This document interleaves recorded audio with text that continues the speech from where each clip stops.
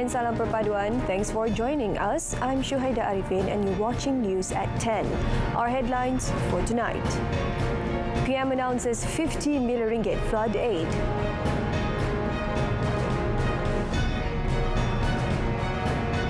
National Recovery Council officially disbanded.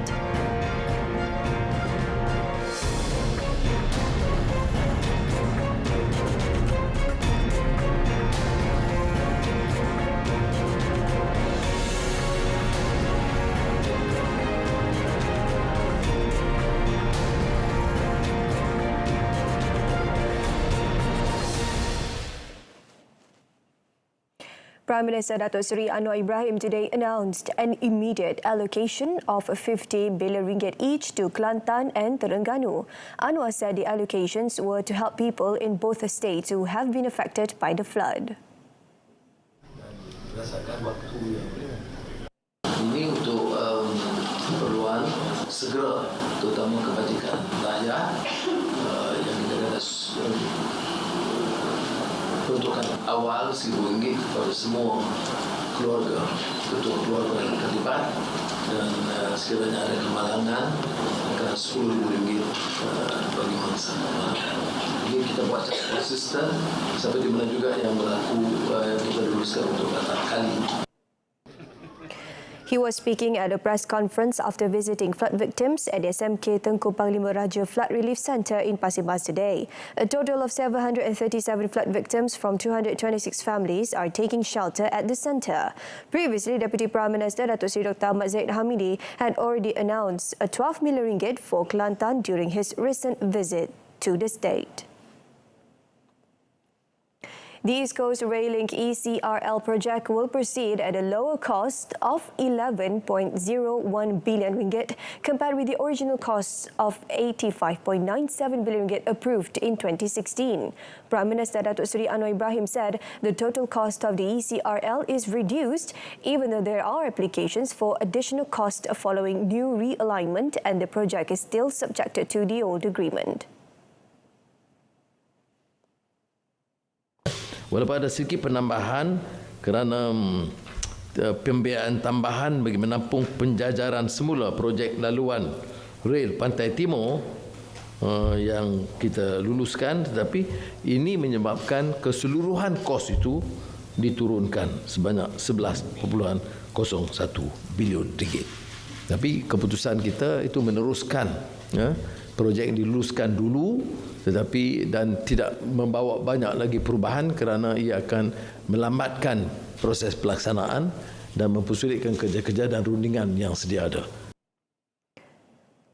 He said this in a press conference after chairing the cabinet meeting today. The ECRL project, spanning 665 kilometres and comprising 59 tunnels, includes construction works in 4 states, namely Kelantan, Terengganu, Pahang and Selangor, and is designed to be free from floods. The National Recovery Council (NPN) has been disbanded as it was among several agencies with overlapping tasks, which were set up just to meet the needs at that time. Prime Minister Datuk Seri Anwar Ibrahim said the proposal to also disband the National Governance, Integrity and Anti-Corruption Centre (GIACC), however, was being scrutinised. Kalau bidang itu boleh dikendalikan oleh SPRM ataupun PDRM, itu kita nak kurangkan kerana tiap agensi pertindih itu akan menanggung kos. Pemulihan negara dibatalkan. Itu pun satu yang pertindihan juga. Jawatan yang diletakkan untuk memenuhi keperluan ketika itu. NPN helmed by Tan Sri Muhyiddin Yassin in September 2021 was established on 21st July 2021 through a cabinet memorandum from the Ministry of Finance to discuss measures that need to be taken to ensure the success of the National Recovery Plan. Meanwhile, GIACC was established in June 2018 with the aim to coordinate and monitor all activities concerning governance, integrity and anti-corruption in the country. Datuk Seri Anwar said he had also delegated some of his duties as Prime Minister to his 2 deputies, Datuk Seri Dr. Ahmad Zahid Hamidi and Datuk Seri Fadilah Yusof. On a separate note, Datuk Seri Anwar said that the New Year's Eve celebration to welcome 2023 at Dataran Merdeka in Kuala Lumpur on 31st December has been cancelled due to the situation in several states hit by floods. Oleh kerana keadaan banjir dan kesusahan rakyat, kita putuskan supaya sambutan besar-besaran ambang tahun baru 31 Disember di Dataran Merdeka ini dibatalkan. The announcement was made in light of today's cabinet meeting focusing on the floods in Kelantan and Terengganu. Deputy Prime Minister Datuk Seri Dr. Ahmad Zahid Hamidi, who had already been to both states for monitoring and taking some immediate actions, had been briefed the cabinet on the situation at today's meeting.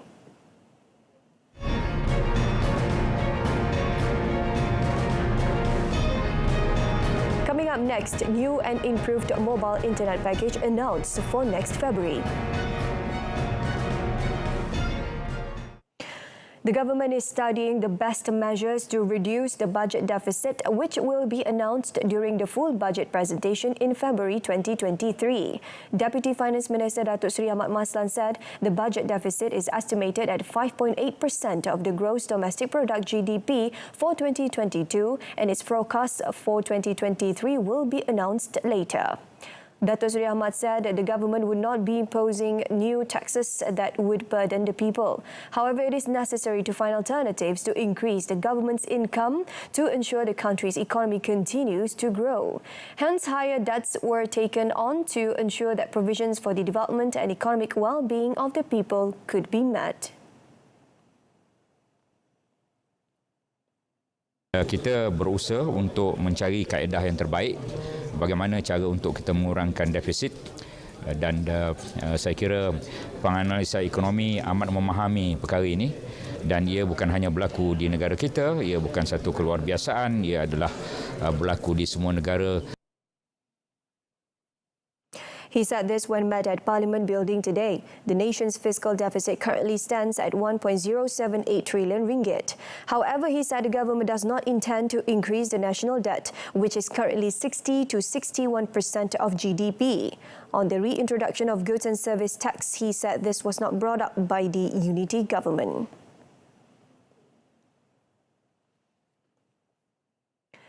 The Dewan Negara today passed the Consolidated Fund Expenditure on Account Bill 2022 for civil service expenditure, involving a total of 107.72 billion ringgit. The bill, which was proposed by Deputy Finance Minister Datuk Seri Ahmad Maslan, was approved with a majority voice vote after being debated by 6 senators. Earlier, when winding up the debate, Datuk Seri Ahmad said that the unity government would always strive to keep the cost of living of the people at a controlled level. He said for this purpose, the Ministry of Domestic Trade and Cost of Living has been set up for the first time in the country's history. Anggaran perbelanjaan mengurus ini antaranya merangkumi bayaran gaji pada penjawat awam, utiliti, biasiswa, bantuan kebajikan rakyat serta perkhidmatan pendidikan dan kesihatan. Oleh hal yang demikian, rang undang-undang ini amat mustahak untuk diluluskan bagi memastikan kelangsungan perkhidmatan kerajaan kepada rakyat bagi tahun hadapan.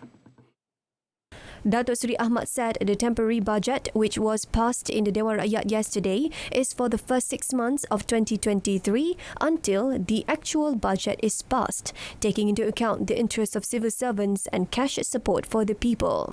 This includes cash assistance of 150 ringgit for primary and secondary school students, for which up to 450 million ringgit will be allocated.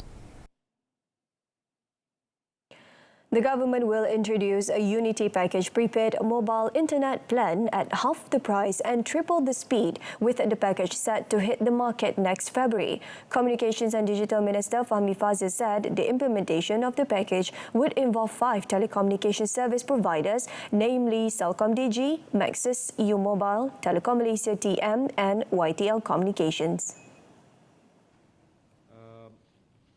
He said the groups being targeted are youth aged up to 30, B40, persons with disabilities OKU, senior citizens and veterans of uniform bodies. The prepaid package will be offered at the price of RM30 with 30 gigabytes of data for 6 months, and the speed will also be increased to 3 Mbps per second from 1 Mbps.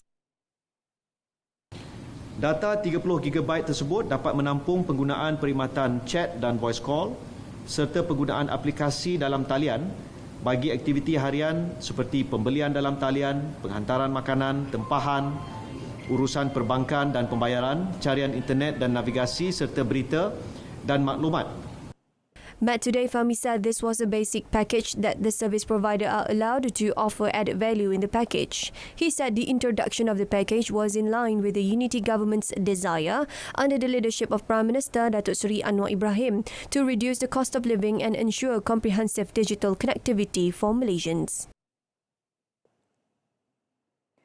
Updates on the Batangkali landslide incident. Police are in the process of matching the data of the victims who are still missing with the police reports lodged by family members and next of kin. Inspector General of Police Tan Sri Akrisani Abdullah Sani said police are confident that there will be more relatives who will come to police stations to report that there are family members who cannot be traced and are believed to be missing. Ini melalui dengan laporan-laporan polis yang dibuat oleh ahli keluarga waris. Yang sekarang ini saya pasti dah hampir 5 hari kejadian berlaku. Kita yakin akan ada waris yang akan datang tampil ke balai memaklumkan ahli keluarga mereka tak dikesan dan dipercaya berada. Tapi kita masih lagi tunggu lagi. Lepas ini kita akan padankan dan kita akan maklumkan angka sebenar yang kita percaya masih lagi hilang. Met by reporters today, he added police are still waiting before conducting a matching process and informing the real number that are still missing. The landslide tragedy that struck at 2:42 a.m. last Friday has so far left 26 people dead, 7 victims still missing, and 61 survivors out of a total of 94 people reported affected. Celebrity preacher Azman Shah alias better known as PU Azman, who is facing 9 sexual-related charges, was charged at the Ampang Court today for allegedly sexually assaulting a 70-year-old male teenager. Azman Shah, 41, pleaded not guilty to the charge, which was allegedly committed in a room at a resort in Hulu Langat last 22nd July. The charge framed under Section 14, Subsection D of the Sexual Offences Against Children Act 2017 provides imprisonment for up to 20 years and whipping if convicted. Judge Nur Hazani Hamzah allowed him bail of 10,000 ringgit with one surety and also ordered him to report himself at the nearest police station once a month, not to intimidate witnesses in the case, and to surrender his passport to the court. The court set 10th February for mention. Prior to this, on 12 October this year, Azman Shah was charged in the Seremban Sessions Court with 5 counts of committing sexual assault on 2 male teenagers. Last 7 December, he was charged in the Klang Sessions Court and the Magistrates Court with 4 counts of sexually assaulting 3 teenage boys between February and August this year. Deputy Public Prosecutor Nur Hashimah Hashim prosecuted, while the preacher was represented by lawyer Muhammad Zahid Ahmad. A fortune teller was charged at the Bukit Mertajam Magistrates Court today with cheating a civil servant of 516,450 ringgit. And Prakash, 24, an Indian national, pleaded not guilty when the charge was read out to him in Tamil before Magistrate Muhammad Harith Muhammad Mazlan. Prakash had allegedly cheated the 59-year-old assistant executive officer of a government agency by deceiving her into believing that he could cure diseases and predict the future. He had fraudulently induced the woman into handing over the sum of money to him, which she could not have done so if she had not been deceived by him. Prakash is accused of committing the offence between 23rd March and 18 October. He was charged under Section 420 of the Penal Code. If convicted, the accused can be jailed for not less than a year or not more than 10 years, as well as whipping and fine. Deputy Public Prosecutor Nurul Nadia Jamal requested the court to impose a high bail against the accused. Harith later set bail at RM8,000 with 2 local sureties and fixed 31st January next year for mention of the case. The accused was represented by lawyer R. Kumarapan.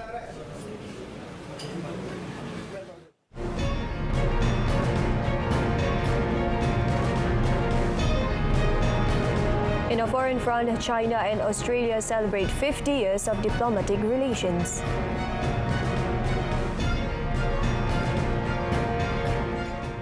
Pharmaceutical companies across China are beefing up the production of drugs, especially analgesics and antipyretics, to meet the growing demands of people infected with COVID-19.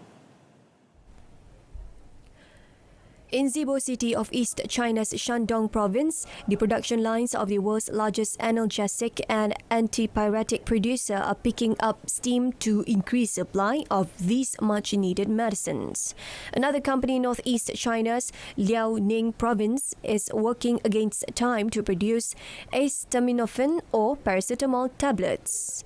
To meet the increasing market demand, the company has stepped up the purchase and allocation of raw and packing materials and worked overtime to expand supply. Relevant departments in the southern Guangxi Zhuang Autonomous Region are digging heels in expanding medicine production to ensure vital supplies and orderly delivery. The demand for traditional Chinese medicines such as Banlangden is also soaring. Its producer in Nanning City is working around the clock to speed up the supply chain. Chinese President Xi Jinping today exchanged congratulations with Australian Prime Minister Anthony Albanese on the 50th anniversary of the establishment of diplomatic relations between the two countries. Xi said since the establishment of diplomatic ties 50 years ago, China and Australia have achieved fruitful results in practical cooperations on all fronts, bringing tangible benefits to the two peoples. Noting that both China and Australia are important countries in the Asia-Pacific region, Xi said the sound and steady development of relations confirms to the fundamental interest of the two peoples and is conducive to peace, stability and prosperity. For his part, Albanese said that it required courage and vision for the Australian government, led by Prime Minister Koh Whitlam, to establish diplomatic relations with China in 1972. He noted that this right decision paves the way for a strong, lasting relationship between the two countries. Albanese said he firmly believes that Australia-China relations serve the interest of both countries. He looks forward to working with China to promote further development of the Australia-China Comprehensive Strategic Partnership on the basis of mutual respect and mutual benefit. Russian and Belarusian forces continued their joint military drills in Belarus, training urban assault technique and forest navigation, as reported by the Defense Ministry of both countries today. Footage released by the Belarusian Defense Ministry said to be shot in Belarus showed tanks firing missiles, troops training in mock house interiors, and armored people carriers driving through woodland. Russia's Defense Ministry said the purpose of the drill is combat coordination. Earlier in the week, Russian President Vladimir Putin visited Minsk to hold talks with his Belarusian counterpart, Alexander Lukashenko, fanning fears in Kiev that the Russian leader intends to pressure his ex-Soviet ally to join a fresh ground offensive that would open a new front against Ukraine. Ukraine's top general Valery Zaluzny told The Economist last week that Russia was preparing 200,000 fresh troops for a major offensive that could come from the east, south or even from Belarus as early as January, but more likely in spring. Belarus has stated repeatedly it will not join Russia in its offensive in Ukraine. 2 Turkish military transport aircraft that had been stranded in Ukraine since the beginning of the war 10 months ago safely returned to Turkey yesterday. Turkey's defense minister released a video of 2 of its aircraft taxiing on tarmac, which it said arrived from Ukraine. The two Airbus A400M military transport planes of the Turkish Air Force had flown to Kiev Boryspil Airport shortly after midnight on 24th February, just as Russia launched its invasion of Ukraine. The Defence Ministry said the two aircraft had gone to Kiev to deliver humanitarian supplies and evacuate Turkish citizens. However, it ended up becoming stuck at Kiev's airport when Ukrainian airspace was closed due to the outbreak of hostilities. According to a statement by the Turkish Defence Ministry, the two aircraft left Ukraine yesterday afternoon and arrived at the airport in the central Turkish city of Kayseri in the evening.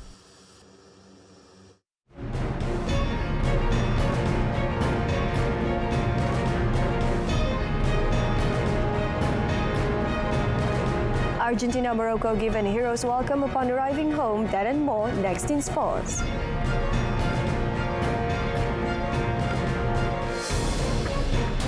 Six-time champions Thailand got off to a great start in their defence of the ASEAN Football Federation AFF Cup by beating Brunei 5-0 in the first Group A match at Kuala Lumpur Stadium in Cheras last night. Thailand opened accounts in the 19th minute with a goal by Port FC winger Bodimpala and then went 2-0 through Terasil Dangda in the 44th minute.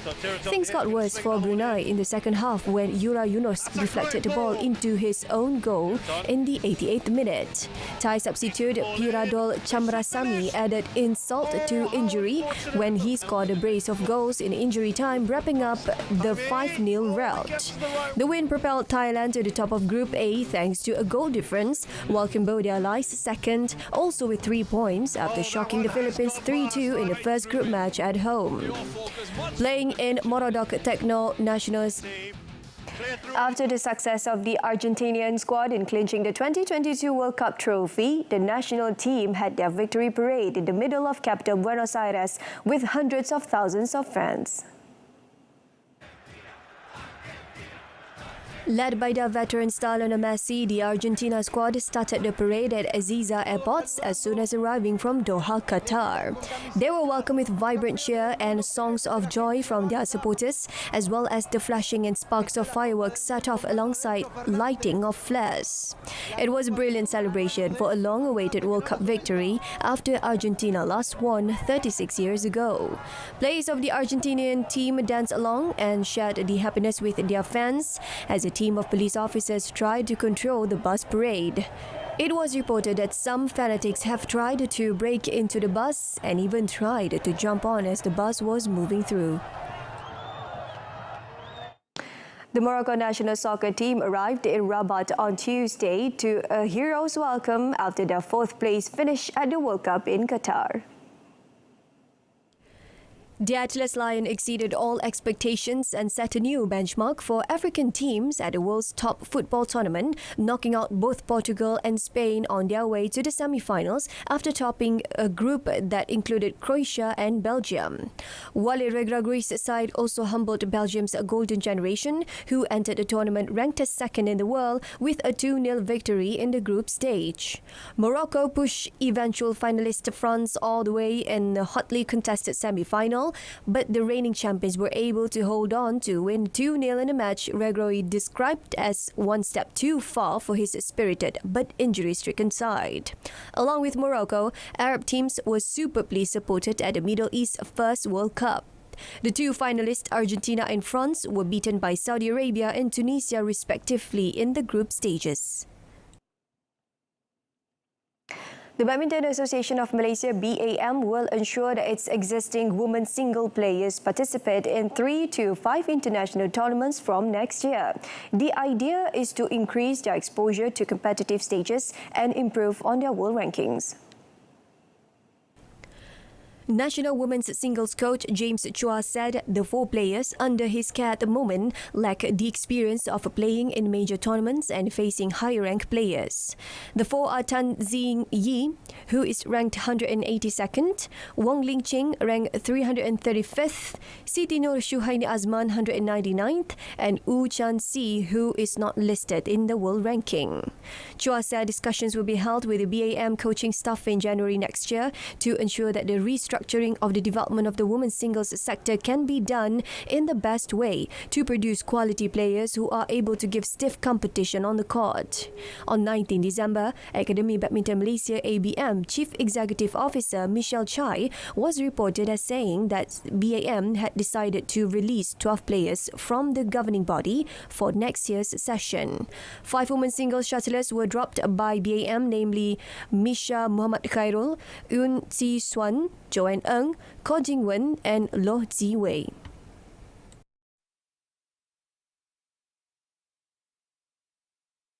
In another development, BAM has appointed one of former mixed doubles world champion from Indonesia, Nova Widianto, as the national mixed doubles coach. According to a statement on the official BAM Facebook page, the 45-year-old has signed a 2-year contract. National Mixed Doubles Coaching Director Rexy Maniaki described the appointing of Nova as something that will bring great benefit to the country's mixed doubles shuttlers. Nova will report to Rexy in the near foreseeable future. Nova, winner of the World Championship in 2005 and 2007, as well as Olympic silver medalist in 2008, paired with Liliana Nasir, was considered one of the greatest mixed doubles players of his era. He is known for his superb movement on court and versatility to be paired with various players. Previously, Nova served the Badminton Association of Indonesia as the national team's mixed doubles coach.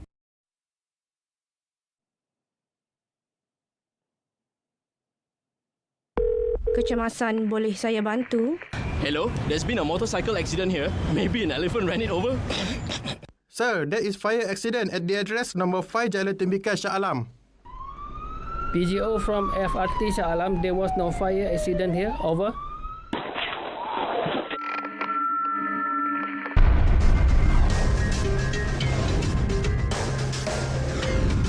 MERS 999. Use it wisely. Alright, so that concludes tonight's edition of News at 10. In our top story, PM announces 50 million ringgit flood aid for Kelantan and Terengganu. Do tune in to updates at noon coming up tomorrow on TV2 at 12:30 PM. Till then, I'm Shuhaida Arifin. Thank you for watching.